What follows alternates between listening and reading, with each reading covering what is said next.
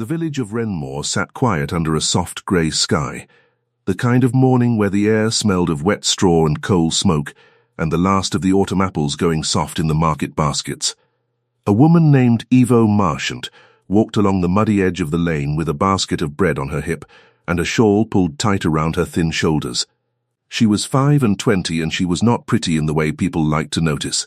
She had brown hair that would not stay pinned, a face that looked tired at the corners, and hands that were red from washing. She had lived in Renmore all her life. She had never been to a ball. She had never ridden in a fine carriage.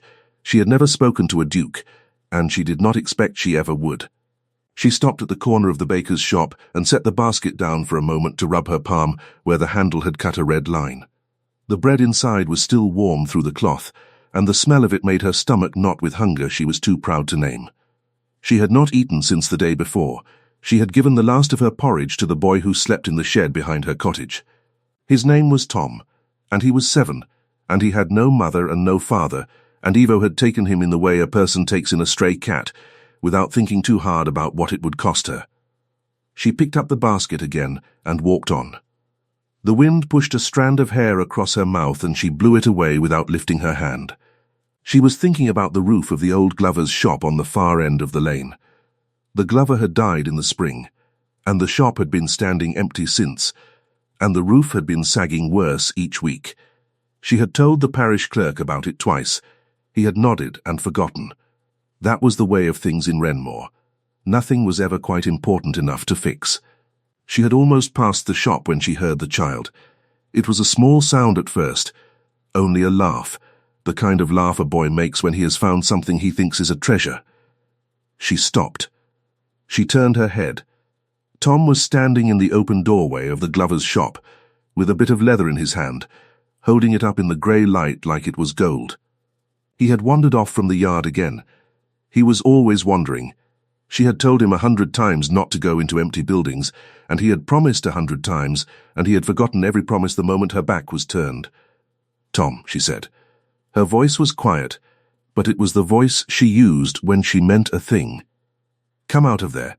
Come out this moment." He looked at her with the bright eyes of a boy who had not yet learned to be afraid of the world. He grinned. He held up the leather. He took one step further inside. And then she heard the other sound. It was not loud. That was the strange thing. It was a soft, dry creak, the way an old floorboard sighs when a weight moves across it, only this sound came from above. She lifted her face. She saw the roof beam. It was black with age, and it was bowed in the middle like the back of an old horse, and along its length ran a long, pale crack that had not been there the last time she looked. The crack was growing. She could see it growing. It was moving the way ice moves on a pond when a stone is thrown, spreading out in small, quick lines. She dropped the basket. She did not think. There was no time to think. She ran. Her shoes slid in the wet mud, and she caught herself on the doorframe, and she was already reaching, already lunging, already inside the shop with her hands out and her heart in her throat.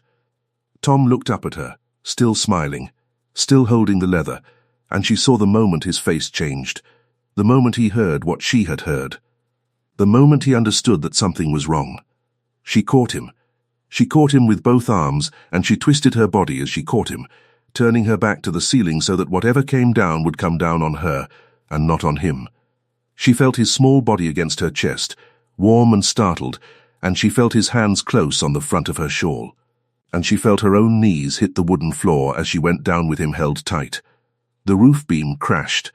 It came down in one long splintering roar, and the whole shop shook with it, and dust rose up in a great grey cloud that swallowed the doorway and the street, and the sky. The beam struck the counter behind her and split it in half. A shower of broken slate and rotten wood rained down around her. Something sharp cut the back of her hand. A great chunk of plaster hit her shoulder, and she gasped and bent lower over the boy. She did not cry out. She only held him. She held him so tight she could feel his heartbeat through his ribs, quick and small and alive.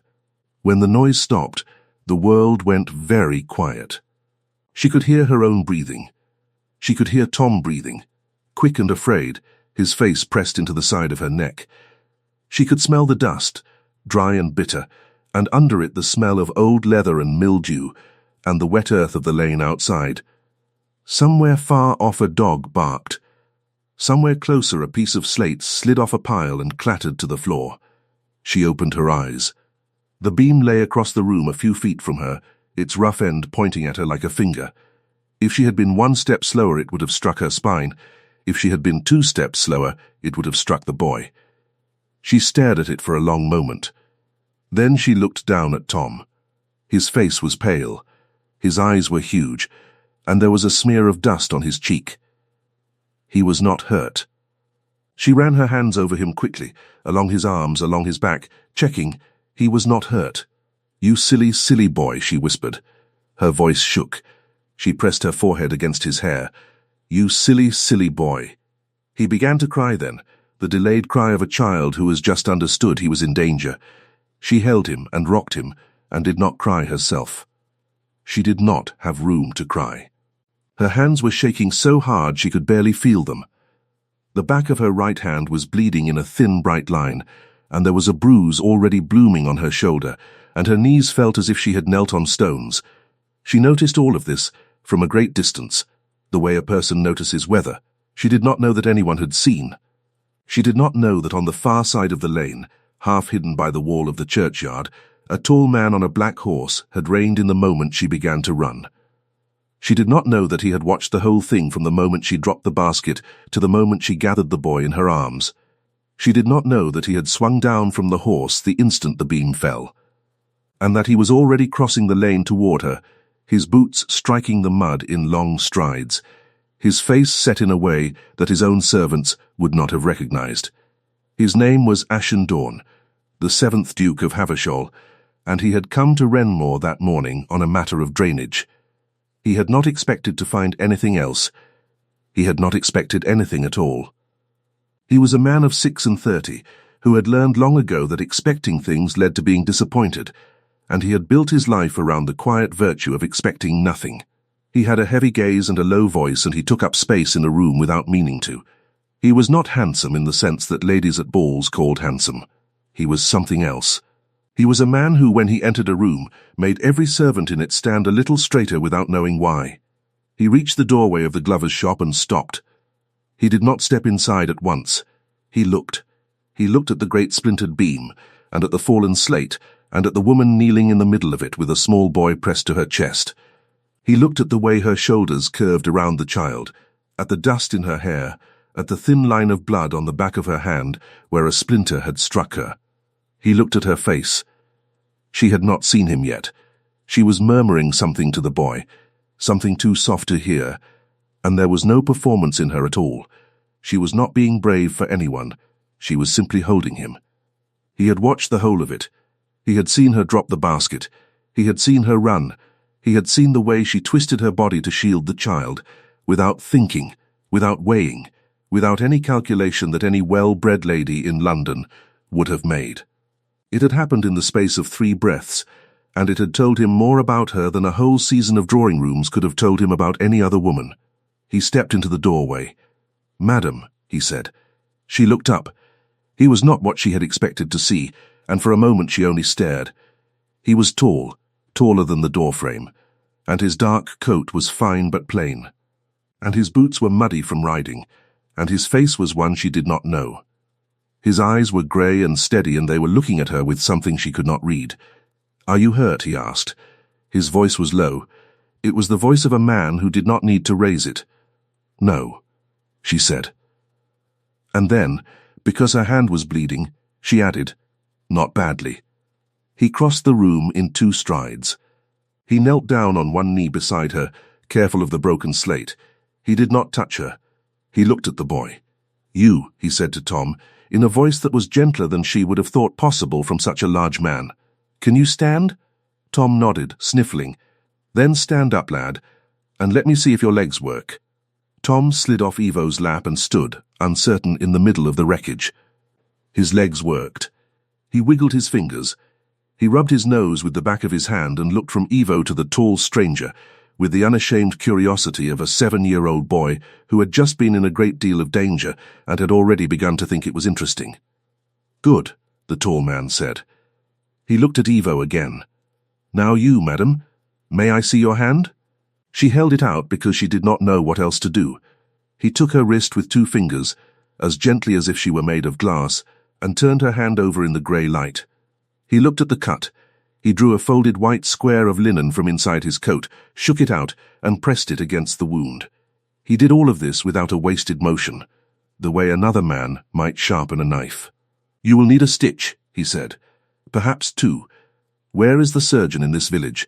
"There is no surgeon," she said. "Mr. Albie the barber does the cutting when there is cutting to be done. Then Mr. Albie the barber will do." He tied the linen with a neat knot around her hand. "Come, I have my basket," she said, foolishly, because her mind was still slow. "Your basket is in the mud. The bread. I will pay the baker for the bread." She stared at him. He looked back at her, and there was no impatience in his face, only a kind of steady attention, as if he were waiting to see what she would say next because he genuinely wanted to know. "I do not know you, sir," she said at last. "No," he said. "You do not." He stood up. He held out his hand. She looked at it for a long moment. Then she put her uninjured hand in his and let him pull her to her feet. Tom clung to her skirt.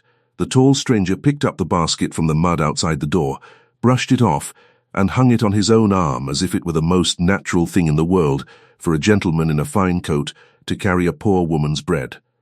He led them across the lane toward the barber's shop, and the whole village, which had come out at the sound of the crash, watched them go. Mr. Albie the barber did his work quickly, and Evo did not flinch. She sat on a wooden stool in the small back room and watched the tall stranger stand by the door with his hat in his hand and Tom leaning against his leg as if they had known each other for years. Mr. Albie stitched the cut with a fine curved needle and asked no questions, because Mr. Albie had lived long enough to know when a gentleman did not wish to be questioned. When it was done, the stranger paid him in coin, more coin than Mr. Albie had seen in a month, and Mr. Albie bowed and did not ask what he was paying for. Outside in the lane the stranger stopped and looked down at her. "Your name, madam," he said. "Evo Marchant." "Miss Marchant."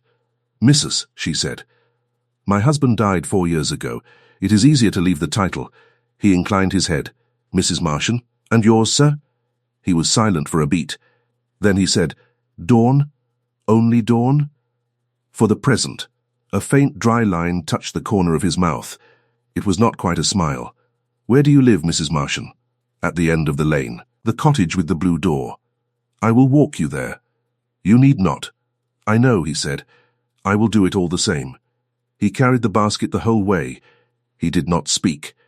Tom skipped along beside him and asked him 3 questions about his horse, and he answered all 3 with grave and complete honesty, and Evo watched them and did not know what to make of any of it. When they reached the blue door, he set the basket on her step. He looked at her hand, freshly bandaged, and then at her face. "You will keep it clean," he said. "You will change the linen twice a day. Yes, if it grows red or hot, you will send for the surgeon at Bramwell. Ask the innkeeper. He knows the road. I have no money to send for a surgeon at Bramwell." "If it grows red or hot," he said, in the same quiet voice, "you will send for the surgeon at Bramwell. The bill will be settled." She opened her mouth. She closed it. She did not know what to say to a man like this. He bowed, not the deep bow of the drawing room, only a small courteous incline of the head, and he walked back down the lane to where his black horse waited under the churchyard wall. He mounted in one clean motion. He turned the horse. He rode away without looking back, and the sound of the hooves faded into the wet grey morning, until there was nothing left of him at all, except the smell of horse and rain in the doorway and the folded linen tied around her hand. She stood on the step for a long time. Tom pulled at her skirt. "Evo," he said. "Evo. Was that a lord?" "I do not know," she said. "Hush, and come inside." But she thought, as she closed the blue door, that she did know. She only did not wish to say it.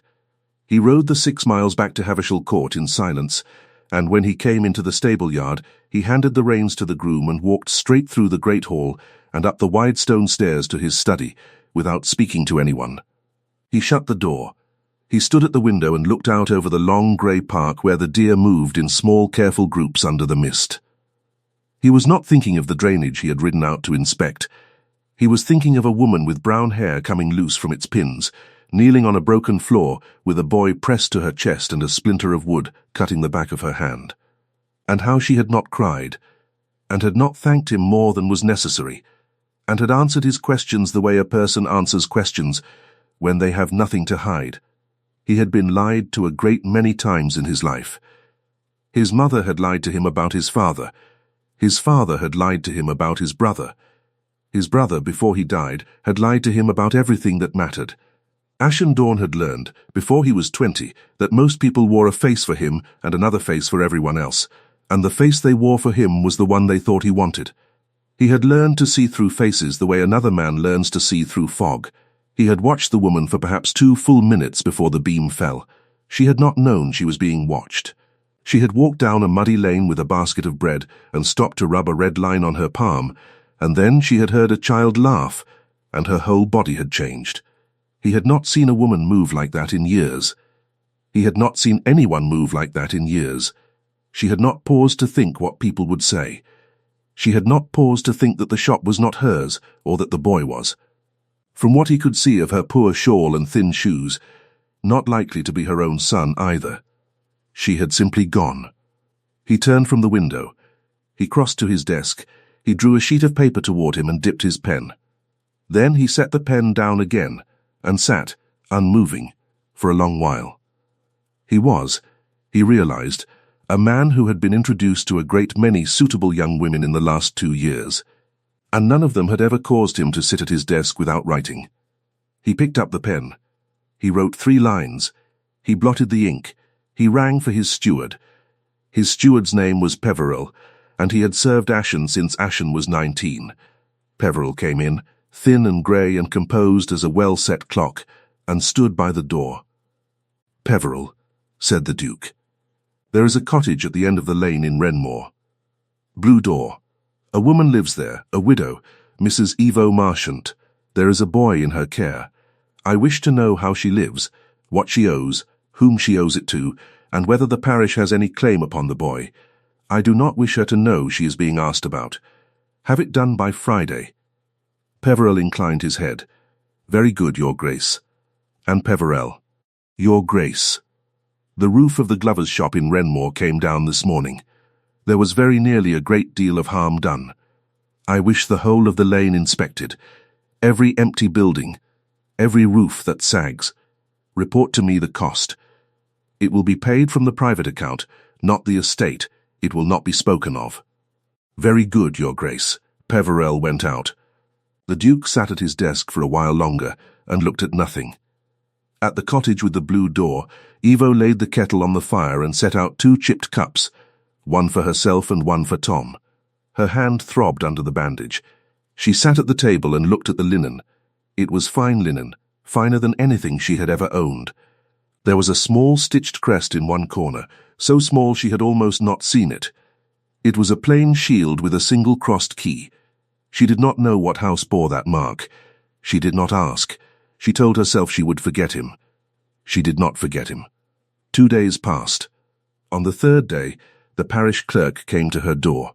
He was a small, nervous man with ink stains on his fingers, and he stood on her step twisting his hat and said that the vestry had voted to repair the roofs of every empty building in the lane, beginning with the glover's shop. A carpenter would come from Bramwell in the morning. She listened, and she thanked him, and she asked, in a voice she kept very steady, who had ordered it. "The vestry," said the clerk. "The vestry has never ordered a roof in my lifetime." The clerk shifted from foot to foot. "Well, Mrs., the funds came from, that is to say, an anonymous benefactor has been so kind as to, that is to say, the vestry has ordered it." "I see," she said. "Thank you, Mr. Beale." He hurried away. She stood in her doorway and watched him go and pressed her bandaged hand against the frame of the door, and she felt a thing in her chest that she did not have a name for. On the 6th day, at the market in Renmore, she saw him again. He was standing by the horse pen with 2 other gentlemen, and this time she knew who he was, because the whole market knew. Ashen Dawn, Duke of Haversham, the greatest name in the county, the lord who owned the ground under her feet and the roof over her head, and the very lane she was walking down. She stopped between 2 stalls and looked at him from a distance, and she thought, with a small, cold sinking of the heart, that of course it had been him. Of course it had, and of course a duke had no business calling on a widow with a blue door, and she had no business remembering the shape of his mouth when he had said her name.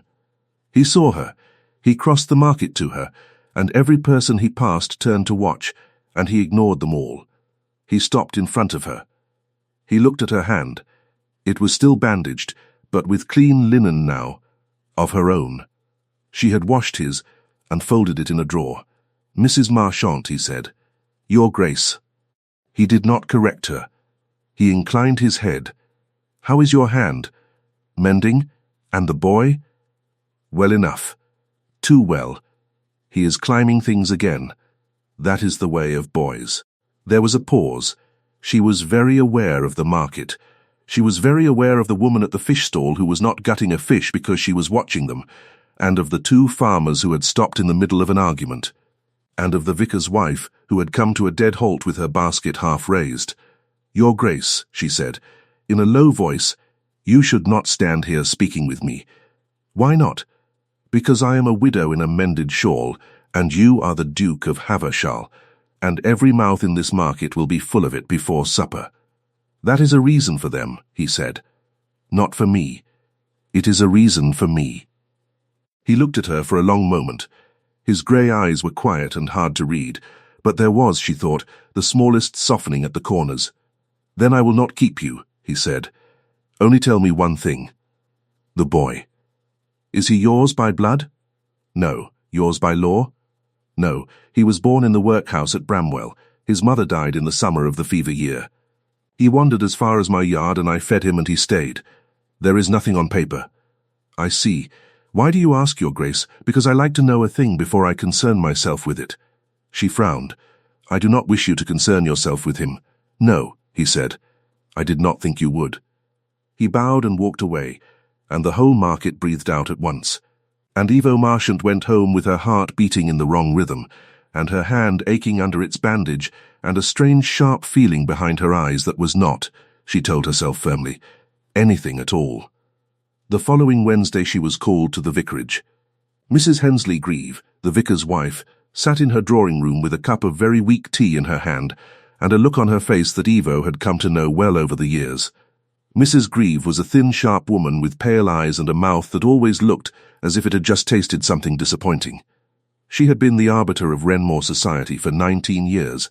She had never invited Evo to her drawing-room before. "Mrs. Marchant," she said, "do sit. Take some tea. The cakes are stale, I am afraid. Cook is being difficult." Evo sat on the edge of the chair. She did not take the tea. "I have asked you here," said Mrs. Grieve as a friend. "I hope you will believe that." "Yes, ma'am." "There is talk in the village." "Yes, ma'am." "About you and, well, about a certain gentleman." "Yes, ma'am." Mrs. Grieve set down her cup. Her pale eyes were bright and hard. "I will speak plainly, Mrs. Marchant, because I am a plain woman. His Grace of Havishal is a man of great consequence. He is not, and never will be, a man who marries a widow with mud on her shoes and another woman's bastard in her kitchen. Whatever attention he has been so good as to pay you is a passing thing. It will pass, and when it has passed you will still be in this parish, and you will still need the goodwill of the people in it. Do you understand me?" Evo looked at her steadily. She said nothing. "I say this as a kindness, Mrs. Marchant. I say this because I do not wish to see you ruined. There are already those in this village who say a widow who catches a duke's eye must have caught it in some particular way. There are already those who say the boy is not what you claim. I do not say these things. I only tell you they are said." "By whom, ma'am?" Mrs. Grieve smiled. It was a small, thin smile.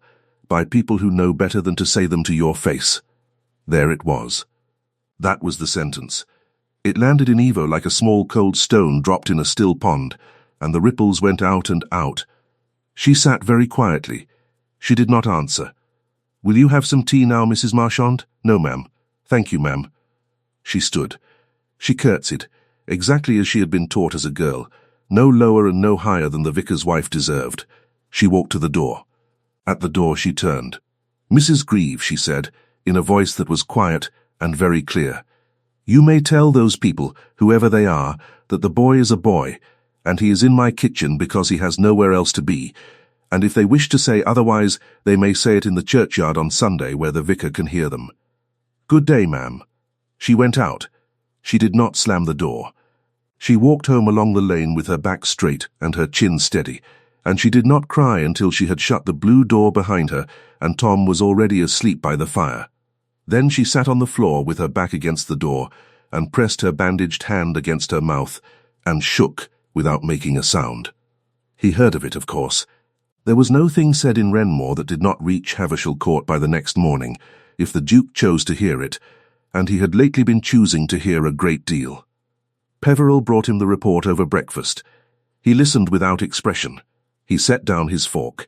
He wiped his mouth with a napkin and folded it precisely, and laid it beside his plate. Peveril, he said, send for the carriage. Your Grace, the roads are. The carriage, Peveril bowed and went. An hour later the great black carriage of the Duke of Havisham rolled down the lane in Renmore, and the whole village came out of doors to see it. It stopped at the blue cottage. The footman opened the door. The Duke stepped down. He knocked at the blue door with his gloved hand, once, twice, 3 times, without haste. Evo opened it. She was in her plain grey dress and her hair was pinned badly, and her hand still had a bandage on it. She looked at him and at the great carriage behind him and at the crowd of villagers who had gathered at a respectful distance and was pretending not to. Mrs. Marchant, said the Duke. Your Grace, may I speak with you? Here? Here, if you will. She stepped back and let him in. Tom was in the kitchen, sitting on the hearthrug with a bit of string, and he stood up when the tall man came in. The Duke inclined his head to him gravely, as if to a small and important person, and Tom, delighted, bowed back with the whole of his small body. The Duke sat at Evo's gesture in the one good chair. She stood. Mrs. Marchant, he said, I have come to say a thing, and I shall say it plainly, because I do not think you would thank me for anything less. It has come to my hearing that certain persons in this village have spoken ill of you on account of my visits. Your Grace, let me finish. He looked at her steadily. I have thought about it. I have thought about it for the whole of last night. I have 3 courses before me. The first is to leave you in peace, ride away, and never trouble you again. That would be the kindest thing, if what I felt for you were nothing. It is not nothing. So that course is closed to me. She stood very still. Her hand was on the back of the kitchen chair. She could feel the wood under her palm. The second course, he said, is to continue as I have been, calling on you now and then, sending help by way of the parish, giving no name to the thing between us. That would ruin you.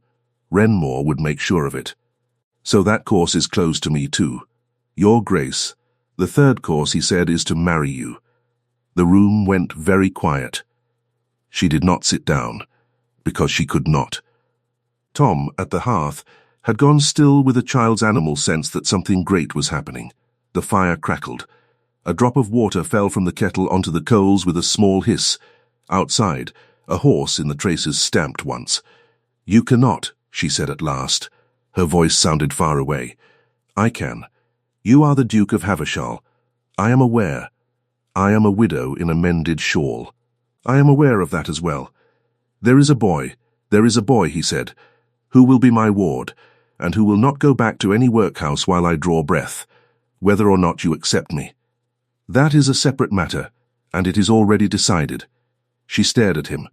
I have known you 26 days, Mrs. Marchant, he said. I have made larger decisions on shorter acquaintance, and been wrong. I have made this one, and I am not wrong. I do not ask you to answer me today. I ask you to consider it. I ask you to let me call on you openly, as a man who intends marriage. If in a month you say no, I will hear it.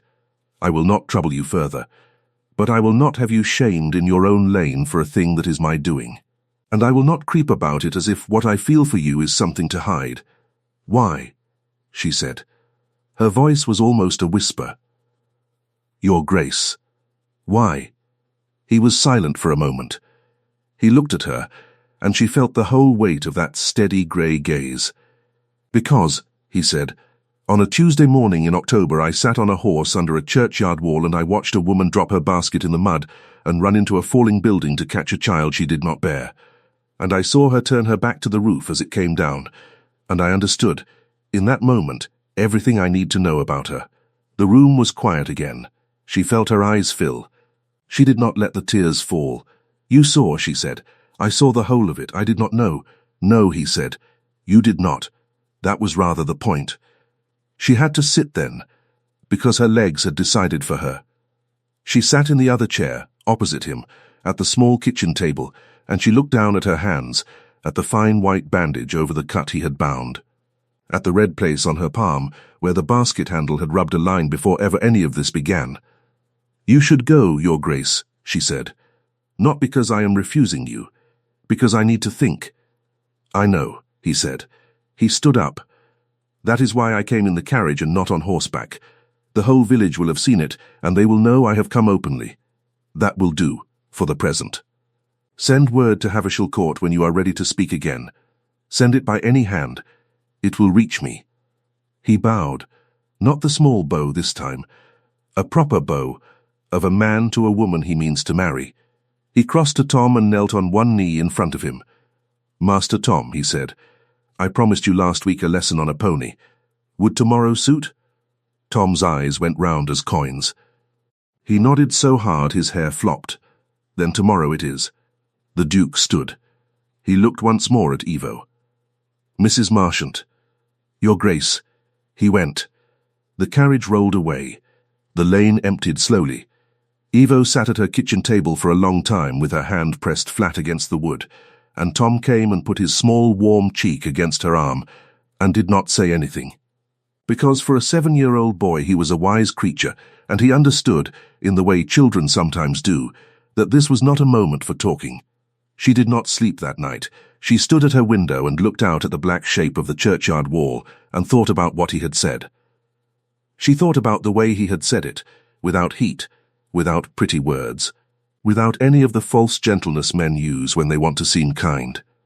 She thought about a duke sitting in the one good chair in her kitchen and telling a workhouse boy he would have a lesson on a pony. She thought about a folded white linen square with a small stitched key. She thought about Mrs. Greaves' mouth and the little cold stone dropped in the pond. And she thought about how a great many things in her life had asked to be born quietly, and she had borne them, and no one had ever noticed. He had noticed. That was the thing. He had noticed. In the morning she wrote him a letter. It was 3 lines long. "Your Grace, come tomorrow at 4. Bring the pony. I will hear you. I, Marchant."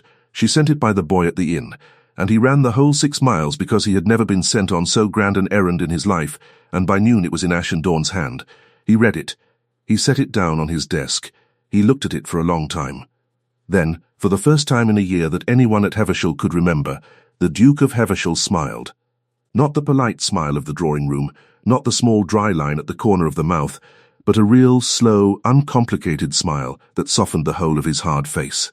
Peverell, coming in with the day's post, saw it, and stopped in the doorway and then, being Peverell, backed out again silently and closed the door. Ashen Dawn sat at his desk and read the 3 lines twice more. Between that morning and the afternoon he had named, a great many small things happened.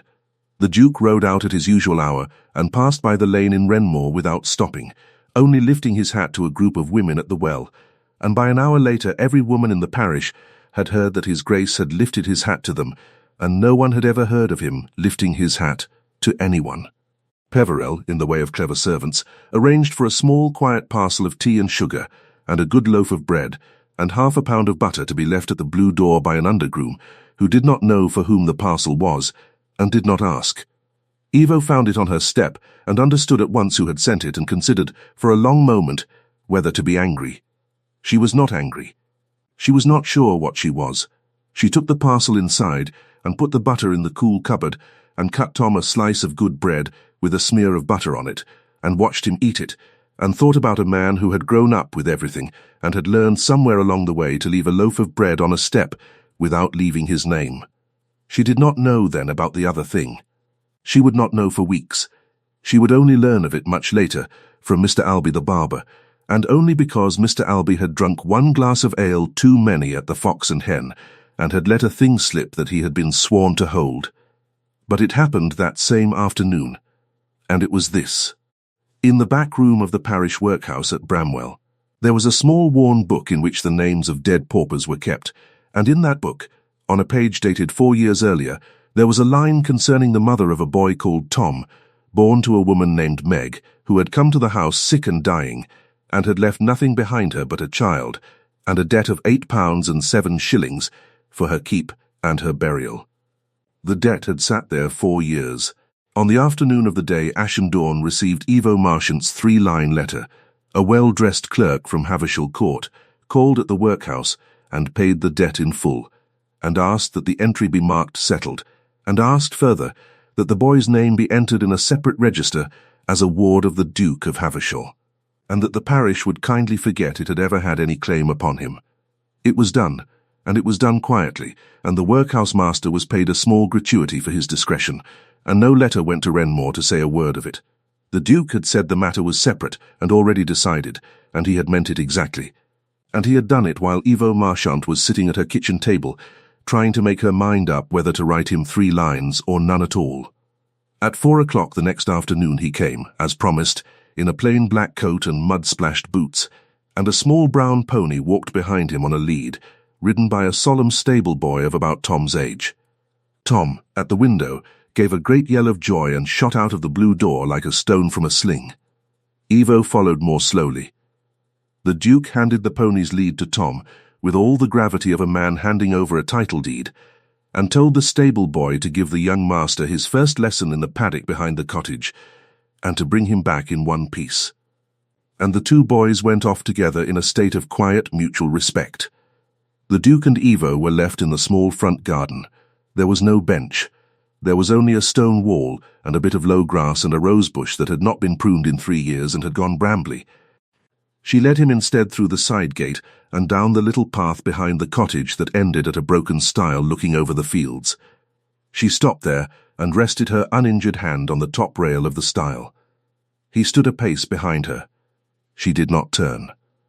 "Your Grace," she said, "you must let me speak first. Yes, I am not going to say no." He was silent. "I am not going to say yes today either."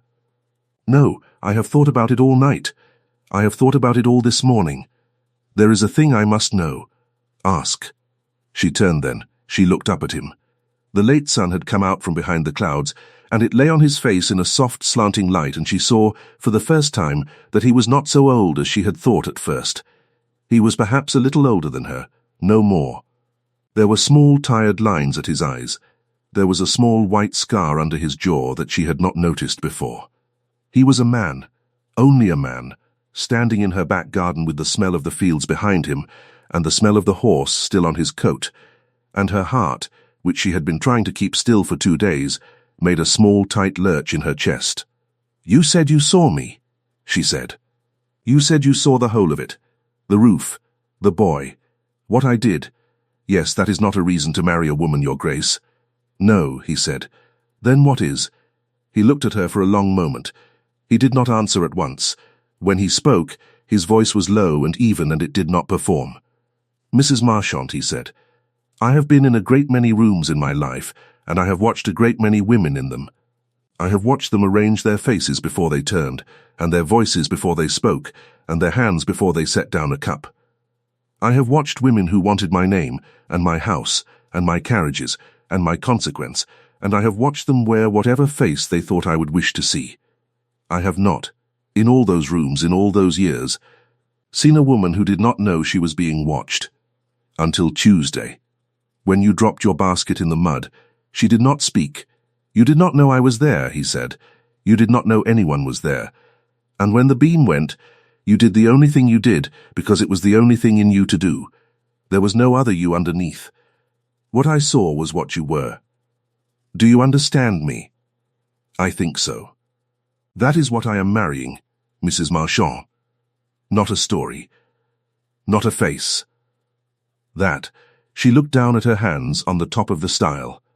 The white linen was clean, but the fingers underneath it were red from the washtub and would always be red now, she thought, however grand a house she went to. She turned one hand over and looked at the raw place on her palm where the basket handle had cut a line. 26 days ago now, when she had been only a widow with bread on her hip and a boy in her shed, and no notion at all that a man on a black horse was going to see her cross a lane. "Your Grace," she said, "there will be trouble. Your people, your relations, they will not have me. That is my concern. There will be trouble in this village." "Mrs. Grieve, that woman will call on you within the month," he said, in a voice so dry she nearly laughed. "You may pour her weak tea and give her stale cakes and enjoy yourself very much. I promise you." She did laugh then. It was a small, shaky laugh, the first real one she had laughed in weeks, and he heard it, and something in his own face eased. He did not smile. He was not a man who smiled easily, but something in him let out a long, slow breath she had not known he was holding. "I am afraid," she said, quietly. "Yes, I have been alone a long time. Yes, I do not know how to be looked at, Your Grace. I have spent my life being looked past." "I know," he said. "I have spent mine being looked at for the wrong reasons. We shall have to learn together." She put out her hand. He took it. He did not raise it to his lips. He only held it, palm to palm, over the top rail of the broken stile, in the small, slanting sun of a late October afternoon, while somewhere behind them a small boy laughed on a small brown pony, and a stable boy shouted encouragement, and the smell of turned earth came up from the fields. "Not today," she said. "But not no." "Not today," he said. "Not no." She nodded. He nodded. They stood a moment longer, hand in hand over the stile, and then she took her hand back, gently, because she was not yet ready to give it away for good, and because he understood that, and because a great many things between them were going to have to be slow. The month passed, not without trouble. Mrs. Grieve, as the Duke had predicted, called at the Blue Door within a fortnight, in a new bonnet and with a fresh recollection of Evo's late mother's virtues that she had not thought of in 19 years. Evo poured her a cup of tea. She did not, as it turned out, give her stale cakes. She had none in the house, because Peverell's undergroom had been leaving a parcel every third day. And there were fresh ones. She served them without smiling and without cruelty, and she let Mrs. Grieve say what Mrs. Grieve had come to say, and she said at the end only, "Thank you for calling, Mrs. Grieve. I hope you will call again in the spring." And Mrs. Grieve, who had eaten 3 fresh cakes, went away thinner in the face than she had come. The Duke called every second day. He came sometimes with the pony, and Tom learned to ride, first at a walk, then at a trot, and then at a small brave canter across the paddock, while the Duke stood with his hands folded behind his back, and gave grave one-word approvals that Tom carried around like coins in a pocket. He came sometimes on his black horse alone, and he sat with Evo at the small kitchen table and drank her thin tea without complaint, and told her, in his low even voice, about the estate and the tenants and the drainage and the mill and the small 100 cares of a man who owned a great deal of the ground she walked on. She listened. She asked questions. He answered every one as if her question were the most important thing that had been asked of him that day. He came once with a book. It was a small old book of poems. He set it on the table. "I do not read poems, Your Grace," she said. "Neither do I," he said. "But my grandmother did, and she wrote a small note in the flyleaf that I have thought about a great deal since October. I thought you might read it, and tell me if she was right."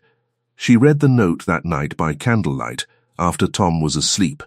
It said only, in a fine old hand, "Underscore, the best of us are the ones who move first, when moving costs the most." Underscore. She sat with the book in her lap and pressed her hand against her mouth, and did not sleep again until near dawn. At the end of the month, on a still grey morning in late November, he came to the Blue Door on foot. He was in his plain black coat. He had walked the 6 miles from Heversham. He knocked once. She opened the door. She was in her grey dress, and her hair was pinned properly for once, and there was a small smudge of flour on her jaw where she had been baking. And her bandage had come off a week before, and the thin white scar showed on the back of her hand. He stood on the step. He did not come in. "Mrs. Marchant," he said, "it is the month." "Yes, I said I would hear your answer." Yes, she looked at him. She looked past him, at the lane, at the churchyard wall where a black horse had once waited. At the far end of the road, where the sky went grey and low over the fields. She looked back at him. "Come in, Ashen," she said. It was the first time she had used his name. He came in. He shut the blue door behind him. The kitchen was warm and smelled of the loaf she had just taken from the oven, and Tom was at the hearth mending a bit of harness the stable boy had given him. And the kettle was singing softly on the hob. She led the Duke of Havisham through her small warm kitchen to the one good chair, and she poured him a cup of her thin tea, and she sat down opposite him, and she said, very quietly, yes, he did not speak for a moment. He set down his cup. He reached across the table and took her hand, the one with the small white scar, and he turned it over and looked at it, and then he pressed his palm flat against hers. Once, briefly, as if sealing a bargain neither of them would ever have to say aloud again. They were married a fortnight before Christmas in the small church at Renmore, with the vicar himself performing the office and Mrs. Grieve in the front pew in a new bonnet, and Peverell at the back in his grey coat looking as composed as a well-set clock. Tom stood at the Duke's side in a new suit of clothes, with the solemn face of a small boy, who understood he was doing something important. Eva wore a plain grey silk that had been sent from London in a box the size of a chest, and she wore no jewels, because she had none of her own, and would not wear any that were not, and Ashen Dawn did not ask her to. He looked at her walking up the short aisle with the smell of pine and beeswax in the air, and the sound of the parish organ making its small brave noise, and he did not smile. He was not a man who smiled easily even now, but Peverell, watching from the back, saw the whole of his master's hard face soften once, and understood that this was a wedding, and remembered it always. 1 year later, on a bright morning in November, the Duchess of Havisham walked in the long garden at Havisham Court, with a small brown and white spaniel at her heels, and a boy of 8 running ahead of her through the yew hedge. She was carrying a basket. It was not a bread basket. It was full of the last of the season's apples, small hard sweet ones, the sort that keep through the winter in a cool room.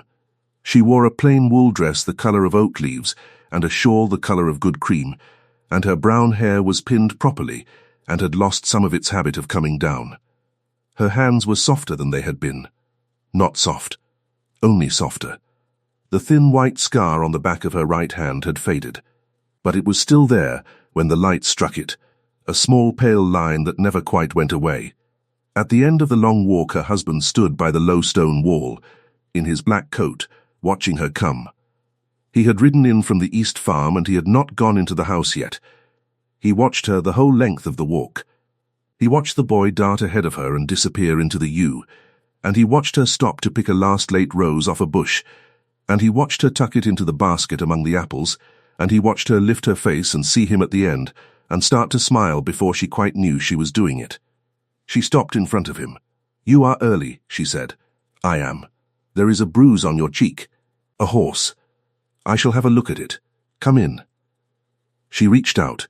She took his hand, palm to palm, over the top of the low stone wall, and she felt the small answering pressure of his fingers, and she thought, without knowing quite why she thought it, of a muddy lane, and a falling roof, and a basket of bread in the wet grass, and the sound of a splinter of wood cutting her hand.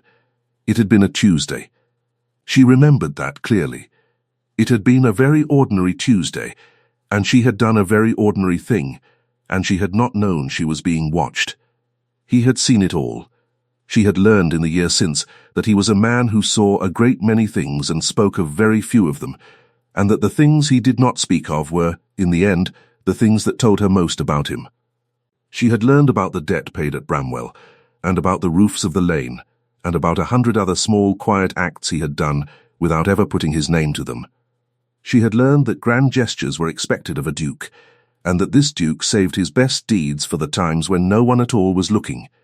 She had learned that this, more than any speech or any jewel or any great house, was what a good man was. She squeezed his hand. He squeezed hers. They walked back up to the house together, through the long garden, past the yew hedge where the boy was hiding and giggling, and the sky over Havisham was clear and blue, and full of the small dry wind that comes in late autumn. And she thought that the world was, on the whole, a kinder place than she had believed it was on the morning she dropped her basket in the mud, and she thought that this, too, was something she owed to a man who had once seen her catch a child as a roof beam crashed down, and had never, not once in a whole year of marriage, mentioned it aloud. Some things, after all, do not need to be spoken to be known, and the best of loves, like the best of kindnesses, live in the long, quiet spaces between what is done and what is said.